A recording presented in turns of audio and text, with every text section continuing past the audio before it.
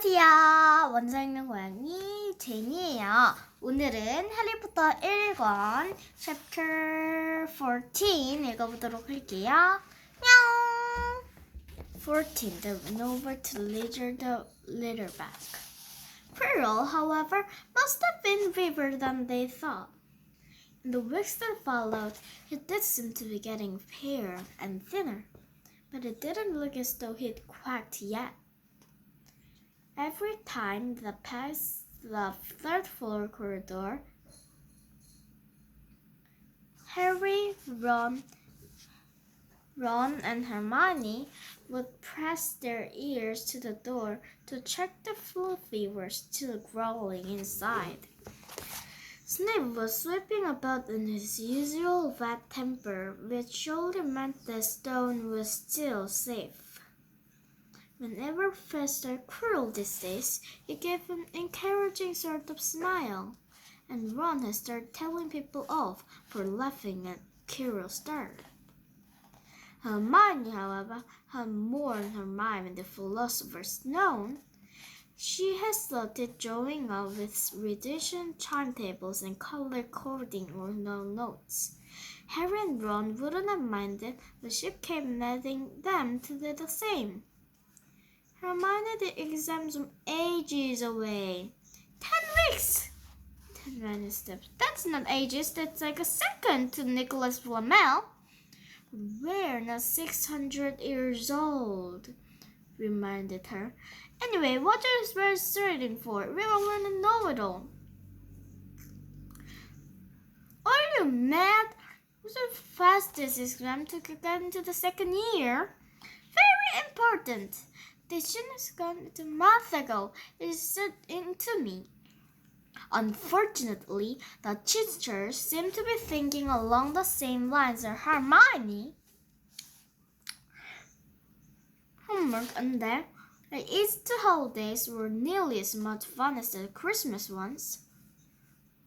You were hard to relax and Hermione likes to you, reciting the two ways to Dragon's Wallet or practicing wand movements. Moaning and yawning, Harry and Ron spent most of their free time in the library with her, trying to get through all their extra work. I'll never remember this, Ron burst out one afternoon, flowing down his and looking warningly out the library window. It was the first really fine day. Sky was clear, forgetful, not full, and there was feeling in the air of summer coming. Harry, who was looking up Dittany and wanted magical herbs and fungi, didn't look up until he heard Ron say, Hagrid, what are you doing in the library? Hagrid shuffled into view, hiding something behind his back. He looked very out of place in a moleskin overcoat. Just looking, he said in a swift voice that got their interest at once. And what are you lot up to?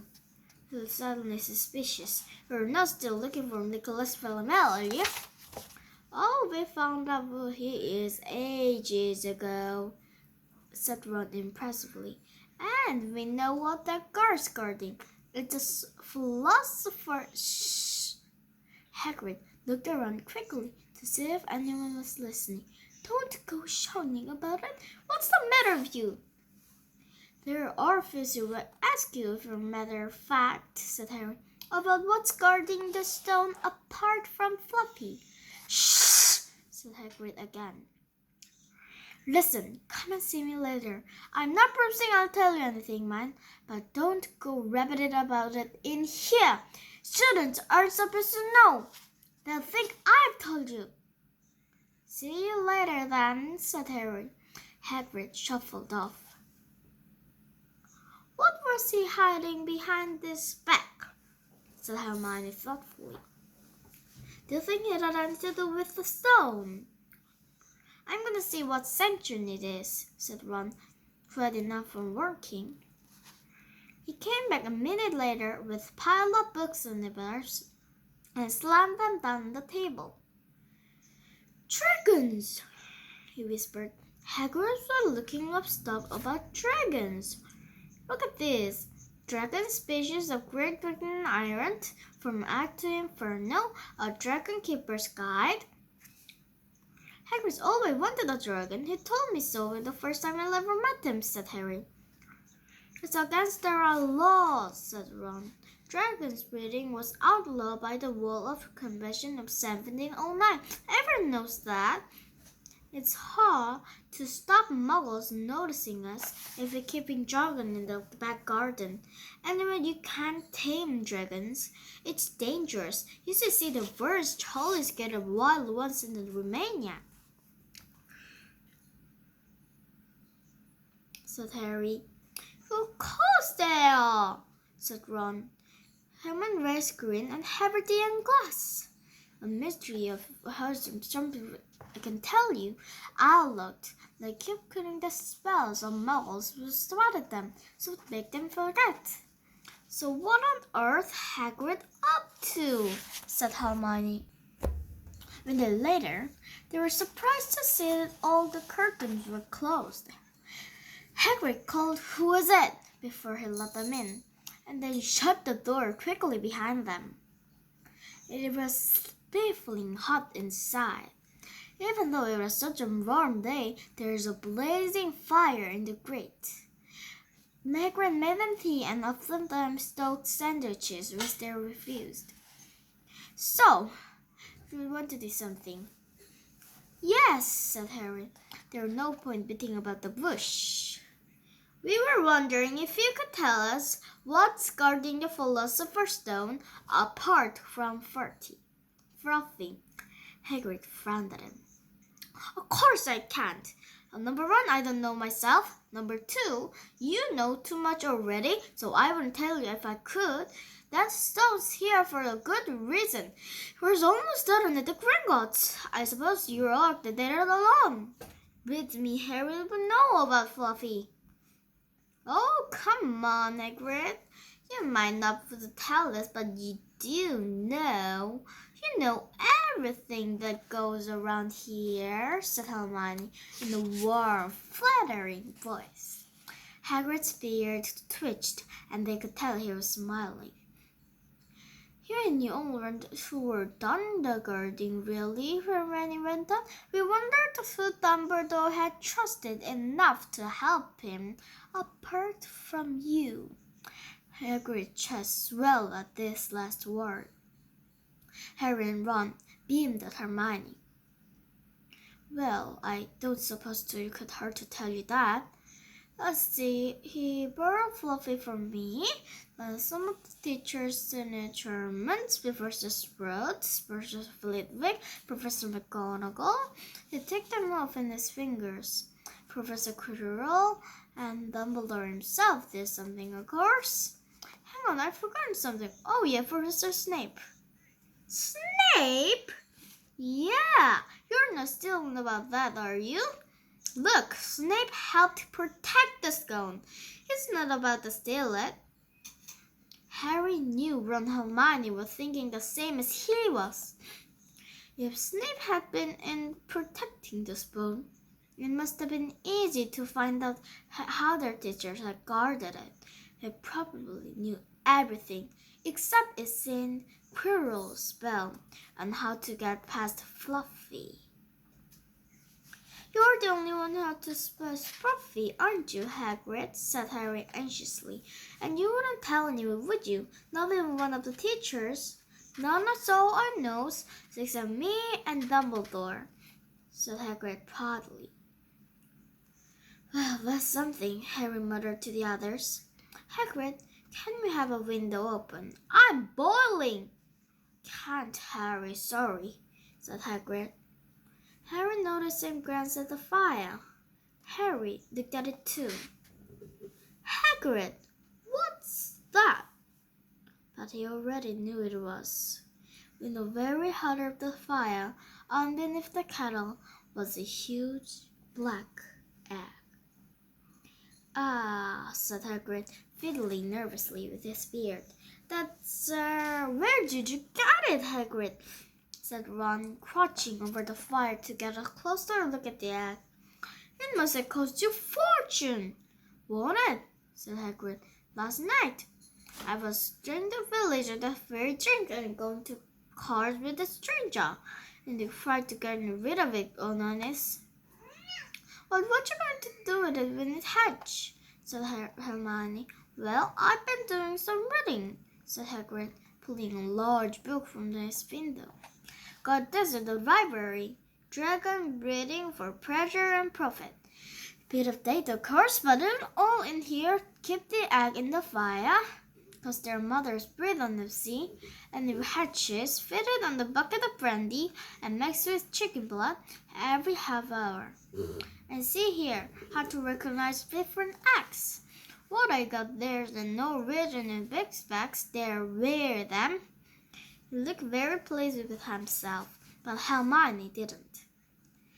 Hagrid, you live in a wooden house, she said, but Hagrid wasn't listening. He was humming merrily as he spoke the fire. So now they have something else to worry about. What might happen to Hagrid if anyone found out he was hiding an illegal dragon in his hut? Wonder what it's like to have a peaceful life, Ron sighed, as evening after evening they struggled through all the extra homeworks they were getting. Revision timetable for Harry and Ron, too. It was driving them mad.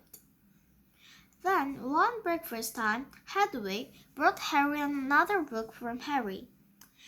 No, really 2 words. It's hatching. Ron murdered her belgian straight down to the heart. Hermione wouldn't hear of it. Hermione, how many times are we going to see a dragon hatching? We got lessons. We're getting into trouble. That's nothing to it. Hagrid could be in if someone finds out what's he doing. Shut up! Harry whispered. Malfoy was only a few feet away, and he had stopped dead to listen. How much had he heard? Harry didn't like the look on Malfoy's face at all. Ron and Hermione argued all the way to herbology. In the end, Hermione agreed to run down to Hogwarts with the other 2 during morning break. When the bell sounded from the castle at the end of their lessons, all 3 of them dropped their towels at once and hurried through the grounds to the edge of the forest. Hagrid greeted them, looking flushed and excited. It's nearly out, he hushed them in aside. The egg was lying on the table. There were deep cracks in it. Something was moving inside.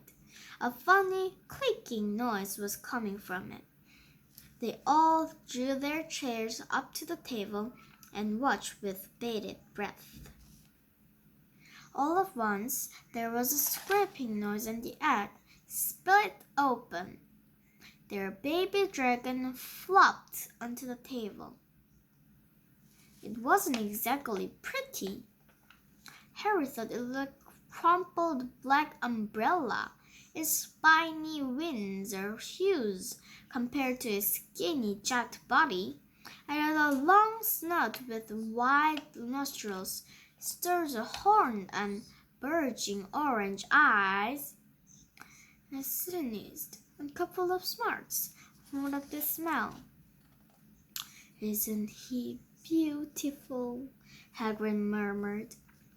He reached out a hand and struck the dragon's head. It snapped at his fingers, showing printed fangs.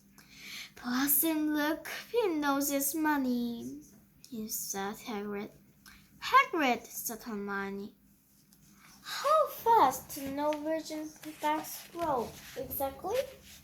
Hagrid was about to answer when the color suddenly changed from his face. He leapt to his feet and ran to the window. What's the matter? Someone was looking through the gate of the curtains. It's a kid. He's running back up to the school. Harry bolted to the door and looked out. Even in the distance, there was no mistaking him. Malfoy has seen the dragon. Something about the smile lurking on Malfoy's face during the next week made Harry, Ron, and Hermione very nervous. They spent much of their free time in Hagrid's darkened heart, trying to reason with him. "Don't let him go," Harry urged. "Set him free." "I can't," said Hagrid. "It's too little. He'd die." They looked at the dragon. It had grown 3 times in length for just a week. Smoke kept furling out of his nostrils. Hagrid hadn't been doing his gamekeeping duties because the dragon was keeping him so busy. There was empty brandy bottles and chicken's feathers all over the floor. "I decided to call him Norbert," said Hagrid, looking at the dragon with misty eyes. "He really knows me now. Watch. Norbert, Norbert, where's Mommy?" "He's lost his marble," Hermione and Harry answered. "Hagrid," said Harry loudly, "give it to Footlight, and Nover's going to be as long as your house. Malfoy will go to Dumbledore at any moment." Hagrid bit his lip. I know I can't keep him forever, but I can't just dump him. I can't." Harry suddenly turned to Ron. "Charlie," he said. "Oh, you're losing it too," said Ron. "I'm Ron, remember?" "Charlie, your brother, Charlie. In Romania, studying dragon. We could send Norbert to him. Charlie could take care of him and put him back in the wild." "Brilliant," said Ron. "How about it, Hagrid?" And in the end, Hagrid agreed that they could send the owl to Charlie to ask him. Following week dragged by. Wednesday night, found Hermione and Harry sitting alone in the common room, knowing that everyone else had gone to bed. The clock on the wall had just timed midnight. Potter's room burst open. Ron appeared out of nowhere with a pulled-up his invisibility cloak. He had been at the Hagrid's hut, helping him feed Norbert, who was now eating dead rats by the crate. "It bit me," he said, showing his hand with his wrapped in the bloody handkerchief. "I've not been to Northern Quill for a week. I tell you, that dragon, the most horrible animal I've ever met. Hagrid goes on about it. You think he's a fluffy little bunny rabbit. When it bit me, he told me off for frightening it. When I loved her, singing a lullaby." There was a tap on the dark window. "It's Hagrid," said Harry, hurrying to let her in. "She'll have Charlie's answer." The 3 of them put their heads together to read their note. "Dear Ron, how are you? Thanks for the letter. I'll be glad to take the Norwegian way back, but it wouldn't be easy getting him here. I thought the best thing would be to send him over with some friends of mine who are coming to visit me next week. Trouble is, there must be seen carrying a legal dragon. Could you little reach back up the tallest tower at midnight on Saturday? They can meet you there and take you away when it's still dark. Send me an answer as soon as possible. Love, Charlie." Too difficult. I think the toe's big enough to cover 2 of us and know it. It was a mark of how bad the last bit had been, but the other 2 agreed with him. Anything to get rid of Norbert and Malfoy. There was a hitch. By next morning, Ron's bitten hand had shortened to twice its usual size. He didn't know it was safe to go to Madame Pomfrey. Would she recognize a dragon bite? By the afternoon, though, he had no choice. The cut had turned a nasty shade of green. It looked as Norbert's fangs were poisonous. Hermione rushed up to the hospital wing at the end of the day to find Ron in a terrible state in bed. "Just not a hand," he whispered. although that feels like it will fall off. Malfoy told Madame Pomfrey he wanted to borrow one of my books, so he could put on to make a good laugh at me. If Fred threatened to tell her what really bit me, I told her it was a dog, but it didn't believe me. I shouldn't have hit him at the Quidditch match. That's why he's doing this. Harry and Hermione were trying to calm her down. It'll be over in midnight on Saturday, said Hermione. That didn't stop running on. In country, he sat bolt upright, broke into the set. Midnight on Saturday, he said in a hoarse voice. Oh no, I just remembered. Charlie's letter was in that book Malfoy took. He's going to know we're getting rid of Norbert. Harry and Hermione didn't get a chance to answer. Madame Pomfrey came over at that moment and made them leave, saying Ron needed sleep. It's too late to change the plan now, Harry told Hermione. We haven't got time to send Charlie another owl. This could be the only chance to give it Norbert. We'll have to risk it. And we have got the invisibility cloak. Malfoy doesn't know about that. They found Fang in the warhound, sitting outside with a bandaged tail with a Harriet, who opened the window to talk to them. I won't let you in, he puffed. Nobody's at a circus stage. Nothing I can handle. Charlie's letter, his eyes filled with tears, although they might have been because Norbert had just been bitten on the neck.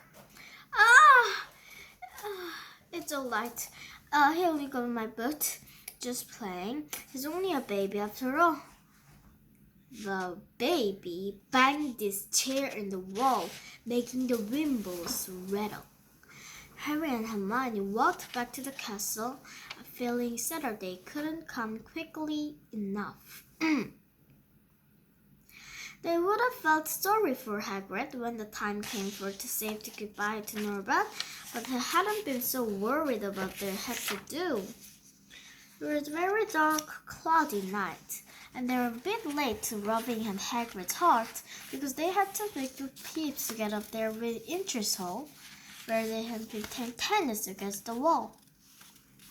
Hagrid had Norbert packed in Nori in a large crate. I'll get the Red and Simpson brandy for the journey, said Hagrid in the muffled voice. My packed is teddy bear and tissue get only. From inside the crate came ripping noises, and looked into Harry as Teddy was having his head torn off. Hermione, hooray! Hagrid sobbed. Harry and Hermione covered the grave in invisibility cloak and stepped on anything themselves. Mommy will never feel ill. How they managed to get the crate back to the castle they never knew. Midnight ticked nearer as he heaved Norbert on the staircase in the entrance hall along the dark corridors. Up another staircase, then another. Even one of Harry's shortcuts didn't make the work much easier. Nearly there, Harry panted as a weak corridor beneath the tallest tower. Then, my sudden movement ahead of them made him almost drop the key. Forgetting that already invisible, they shrunk into the shadows, staring at the dark outlines of two people grappling with each other 10 feet away. A lamp flared. Professor McGonagall and a tartan dressing gown with a hairnet grabbed Malfoy by the ear. Detention! And 20 points from Slytherin. Wandering round in the middle of the night. How dare you! You didn't understand, Professor. Harry Potter's coming. He's got a dragon. What? After Potters? How dare you such lies? Come on. I shall see Professor Snape about you, Malfoy. The steep spiral staircase up to the top of the tower seemed the easiest thing in the world after that. Not until they stopped under the cold night and threw up the cloak, glad to be able to breathe properly again. Hermione did a sort of dream. Malfoy got the tantrum at the scene. Don't, Harry advised her. Chuckling above Malfoy, they waited.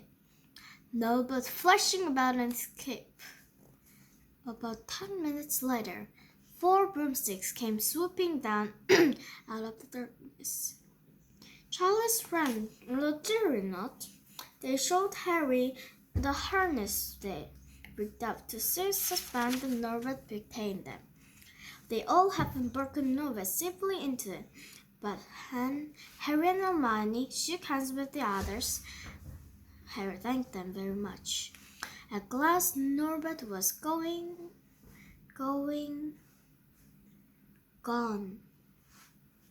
They slipped back to the spiral staircase, their hearts as light as their hands, now that Norbert was off them.